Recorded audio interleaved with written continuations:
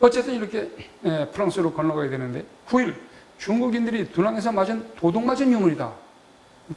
매수해서 돈을 해가지고 사가지고 가는데도 이제 도둑 맞은 문물이다 해서 도낭 거벼록이라고 불러. 도낭에 겁탈 맞은 그런 문화재다라는 이름으로 이제 불리고 있다 이런 얘기죠. 어쨌든 스타인과 페리오의 활약 중 중국 정부는 그 나머지를 북경 도서관으로 옮겨서 9,871점을 옮기게 되었으나 교활한 왕도사는 또 다르게 은닉해 놓은 그러니까 얼마만한 유물이 있었겠어요. 그 은닉 경제를 일본이 오타니 탐험대. 오타니 대학도 있어요. 오타니 대학이라고. 오타니. 이거는 일본 황실하고 관련된 그런 그 대학인데, 거기에서 이제 탐험대가 넘어가서 이제 그냥 싹스러우죠, 싹스러워. 물론 왕도사의 최초로 방문객은 러시아의 오브르친이라는 사람이었는데 그는 보삽은 2꾸러미 정도의 수확만 있었고, 러시아의 올덴부르는 1914년 제1차 세계대전이 시작될 무렵 천불동 벽화를 조사한 덕분으로 상트페테르부르크의 에르미타주 미술관에 1만 점에 가까운 도난문사를 지녔단다. 1만 점이면 제일 많죠. 제일 많아. 근데 이걸 쉽게 말하면 동대라든가 여기 또 무슨 대학입니까? 여기 넘어가면 저쪽으로 포항 쪽으로 넘어가면 위덕대. 또 저쪽 대전 그쪽에 무슨 대죠 또 그런 불교 대학들이 손을 모아가지고 투자해가지고 가서 그냥 연구를 해야 되는 거예요. 꽉 막혔다고 지금. 특히 삼계교는 삼계교 오는 연구하는 사람이 없어요. 참 답답한 일. 이외에 왕도사가 또 지닌 분량을 스타인이 1914년 제차 스타인이 방문해 영국에. 그래서 경전 600권 약 5상자의 고문서를 양도했다 전하며 미국인 랭든 원어도 석굴벽화, 이게 도둑놈들 아니에요. 그러니까 석굴벽화를 절단해가지고 120cm의 반가자 보살 채소상을 도굴 했다고 합니다. 여하튼 스타인과 페리오의 문서를 해외로 왕래하며 수집 및 저수를 편찬한 것은 일본의 야부키게이키 시치의 덕분이라 아니할 수 없다. 자칫했으면 역사의 뒤안길로 접어들 뻔한 삼계교의 훌륭한 사상이 후세에 전하게 되는 사필 규정의 결과가 된 것이다. 그러나 만약 거꾸로 한번 생각해보세요. 그러나 이게 그냥 역사의 예상을 뒤집고 다양한 일이라고 생각할까? 왜? 1934년에 중국 문화혁명 시기에 이 자들이 만약 중국에들을 잔존했다면 다 그냥 쓰레기 때문에 소각됐을 거다 이런 얘기죠. 전부 소각당한 삼계교는 세상의 빛을 보지 못했을지도 모른다. 그 당시 우리는 일제 침략으로 인하여 문화재의 강탈을 겪고 있는 상황이었으니 dunang문서는 언감생심 꿈꿀 수도 없는 일이었고 중국 역시 정말 민국 초의 풍전등화로 인해 제국주의의 강탈을 막을 수 없었을 것이다.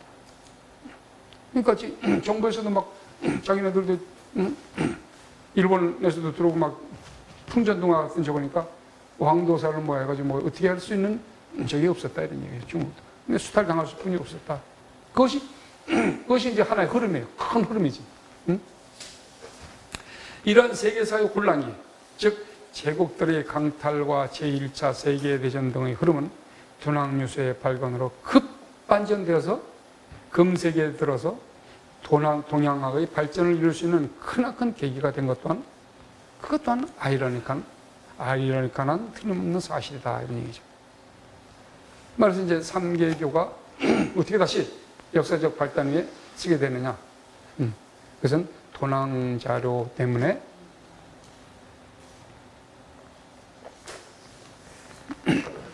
회복됐다 이런 얘기입니다. 자, 그럼 이제 삼계교와 관련된 신라승려 조금 아까도 민영규 박사님 얘기를 잠깐 드렸지만서도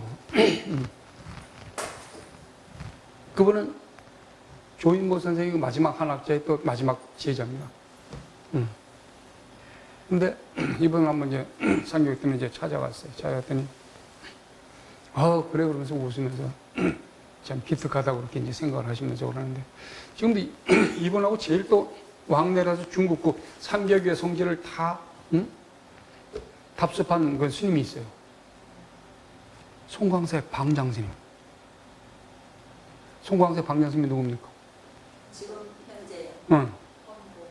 응? 현봉 스님이라고 해요. 현봉. 응. 현봉 스님이 또 재변도 있으시고 근래 또 몇 년 전에 또 한학을 좀 공부를 하셔가지고 한시도 짓고 하는데 우리가 그때 수도암에서 같이 살았어요. 수도암에 같이 살았는데 인물 그 양반이죠. 그래서 이제 근래 뭐 이런 쪽으로 발표라고 하니까 누구한테 나를 소개를 하기를 한문적으로 지장신앙 하면 그 법공스입니다. 그래가지고 또 이래가지고 이제 저 홍법사에서 발표를 하고 그다음에 이제 이 대표 김윤희 대표님하고 이제 만나게 되고 이렇게 이어진 거예요. 그냥 있으면 모르지. 근데 현봉스님 이렇게 말씀해 주셔가지고 내가 또 일단 고마워가지고 한번 또 찾아가 뵙고 그러니까 또 거기에 또 옛날 그 같이 선방에 있던 게 또 무건오래한 현목스님이라고 있어요. 현목스님도 또 만나보고 또 이제 주제도 보고 이제 뭐 여러분들 봤습니다만 그게 칠부라면서 이제 같이 이제 정진할 때 현목스님 그때 뭐 3년 무건인가 했었어요. 근데 이런 연관들이 칠부람과 아짜방이 있을 때도 이 12년 넘어서 근한 20년의 일을 환히 앞을 비춰준 거예요. 이게 뭔가 했는데 지나고 보니까 이게 그랬구나 하는 걸 이제 느끼는 거지. 그래 그 꿈이란 것도 앞을 그렇게 비춰주는 그런 것도 있고 또는 이제 뭐 지나간 것도 있을 수도 있고 그런데 그 얘기가 왜 나오는 거 아니에요? 뭐 얘기하다 보니까 엉뚱한 얘기가 나왔는데 삼계교 관련된 신라 승용. 삼계교하고 관련된 신라의 발표, 신라의 그 어떤 문장들은 오로지 민영규 선생이 없었다면 안 됐다 이런 얘기지. 나는 민영규 선생 얘기를 이걸 발단으로 삼아서 한번 더 연구를 해보자고 한 그것에 지나지 않는다. 그것이 전 세계 통틀어서 신라 불교 삼계교 운하는 것은 지금 살아있는 인간은 나 혼자뿐이다 이런 얘기야. 너무 답답해. 외로워. 누군가하고 좀 얘기하면서 좀 더 연구하고 재미나게 하고 싶은데 없어. 그게 이제 학문의 외로움이야. 그때 민영규 박사님 좀 살았을 때 더 좀 가서 저걸 했으면 좋았을 텐데 그러는데 그게 뭐 서울에 계시니까 한번 가서 이제 실제 같은 한번 안 계셔. 그 이제 청소하는 그런 문망에서 잘 됐다 싶어가지고 박사님 좋아하시는 건 뭡니까? 했더니 그거는 하루에 담배를 뭐 2갑 이상 태우셔요. 그래. 담배 이만한 거 2보를 이제 사가지. 꼭 과자 잡수듯이 잡사 그냥. 끊으면 바로, 끊으면 또 바로. 그렇게 하면서도 이제 상격에 잠깐 했는데, 그래, 상격이 재미난 거지. 아직 자네 젊었으니까 한번 해보시지. 현몽스님하고는 그 삼계교 성질을 다 돌았는데, 그래서 현몽스님 보고 내가, 그거 한번, 내가 한번 능력되면 자금될 테니까 한번 같이 한번 돕시다. 그랬습니다만, 언제 될지 모르겠습니다. 삼계교와 관련된 신라의 스님들, 원광, 신방, 자장, 원효 등이 있다. 근데 이 가운데 신방, 아까 신방 스님은 없어요. 신방 스님은 없어. 이 대성대집 지장 신윤경을 썼다고 내가 주장하는 그 신방 스님은 없어. 대성대집 지장 신윤경, 즉 현장법사가 살아있을 때 거기에서 사족, 4사람의 감수, 그 중에서 신방은 특별했다 이런 얘기예요. 뭐 티베트, 뭐 파리어, 뭐 산스크리트 다 그냥 달달달 한 그 신방 스님이 검수를 했어. 이렇게 번역을 하면 이건 빠꾸라고 막 이런 검수를 했단 말이죠. 근데 대승대지장 16경 서문에 딱 방 한 자 딱 써놨어. 근데 대승대장 지장 16이면 경이잖아요, 경. 경에 부처님 말씀에 누가 서문을 달아. 그렇잖아요? 그리고 모든 책을 쓰면 서문에는 필자가 다는 거야. 필자가 다는 거라고. 그래서 나는 그걸 과감히 이제 대승대집 10장 16년은 신방이다. 그렇게 아까 말씀드린 금강산매경도 신방의 저작이다 하고 내가 한국불교학에 이제 발표를 했습니다만, 특히 이렇게 신방은 삼계사라고 불러요. 삼계교의 스승이다. 삼계교의 정통한 신라성으로 유명하며 정토종 관계서적엔 이 사람을 비방하는 글이 말도 못하게 나와. 정토에서는 삼계교가 대적을 했어. 왜? 삼계교는 다 좋다 이런 얘기야. 아무탑을도 좋고 미륵불도 좋고 석가불도 좋고 다 좋다. 근데 정토교는 오직 아미타불이야. 편신편행이야. 편식은 음식을 먹는 편식을 했단 말이에요. 우리는 요것만 먹어. 근데 삼계교에서는 우리는 다 좋아. 이것도 좋고 저것도 다 좋아. 그러니까 정토교에서는 막 비방을 하는 거예요. 이 영불교 서방유기인가에서는 막 신방쌤이 죽었는데 그 입을 보니까 막 거기서 막 독사가 되네, 큰 독사가 되는데 이 비늘마다 그냥 독사들이 뭐 수만 마리가 같이 있더라고요. 이런 말도 못하는 그런 비방 얘기들을 많이 한단 말이죠. 그래서 그러니까 비방을 하면 할수록 신방스님이 대단한 사람이구나. 그렇게 느낄 수가 있죠. 어쨌든 현장법사 밑에 사족으로 있으면서 대승대집 지장 16경은 완전히 편찬했다는 내용이 나오는 것은 사실이고, 어쨌든 이런 스님의 삼국유서를 통해서 본 삼계교의 의, 이건 내가 다시 이제 또 통틀어서 그냥 오늘 여기까지 하자 해가지고 통틀어서 어떻게 말씀을 올까 하다가 이렇게 썼습니다. 자, 일련 스님이 삼국유서를 통해서 삼계교를 이제 언뜻 이렇게 비쳤는데, 그럼 왜 이런 스님이 이렇게 했을까? 라고는 거꾸로 이제 한번 생각을 했습니다, 제가. 그러니까, 인도에서 들여온 다량의 불전, 해석을 통해서, 이런 스님은 1100년 된 스님인데, 이 신흥스님은 500년 된 스님이란 말이죠. 그럼 벌써 한 5, 600년 차이가 있어요. 그럼 5, 600년간 차이가 삼계교는 이런 게 이렇게 있었다고 하는데, 삼계교라고 얘기를 못 하잖아. 삼계교 삼자는 아무데도 없어. 그럼 이걸 어떻게 해석해야 되느냐? 거꾸로 내가 이런 스님이었으면 이거를 어떤 식으로 우리를 저기서 이렇게 했을까라는 걸 생각해 보니까, 인도에서 어쨌든 들어온 다량의 불전 해석을 통해서 교학적이라든지 또는 수행관이라든지 이런 걸 정립시키지 않았나? 누구를 통해서? 원광스님, 원축스님. 그 당시에 원축스님도 계셨으니까 신방스님, 자장스님, 의상스님, 오녀스님, 경문스님은 약간 좀 벗어나지만 경문스님에도 그런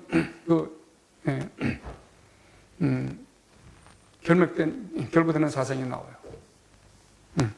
그 나중에 이제 경흥스님 쪽에 가서 맨 나중에 경흥스님 쪽에 가서 이제 내가 얘기를 할 거고, 중국의 삼계기를 통해서, 두 번째는 중국의 삼계기를 통해서 실천적, 바로 이 불교라는 것은 그냥 교학적으로만 나갈 뿐이 없나? 실천적으로 나갈 수 있다. 그래서 실천적으로 나가는 건 뭡니까? 정토교에 남한 답을 몇 번 하면 극락왕생한다는 거예요. 또 선종은 앉아서 좌탄이만 하는 거예요.